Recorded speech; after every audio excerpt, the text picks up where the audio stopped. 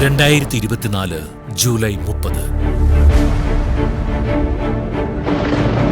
മരണപ്പേമാരിയിൽ മുണ്ടക്കൈ ചൂരൽമല നിവാസികൾക്ക് എല്ലാം നഷ്ടപ്പെട്ട ദിനം. കേരളം ഇന്നേവരെ കണ്ടിട്ടില്ലാത്ത ആ വലിയ ദുരന്തത്തിനു മുന്നിലും നാം പൊരുതി നിന്നു.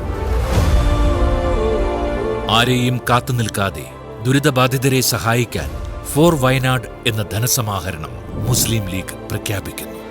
പിന്നെ കണ്ടത് ചരിത്രം. നാടൊറ്റക്കെട്ടായി ഏറ്റെടുത്ത ക്യാമ്പയിനിലൂടെ ഒഴുകിയെത്തിയത് കോടികൾ.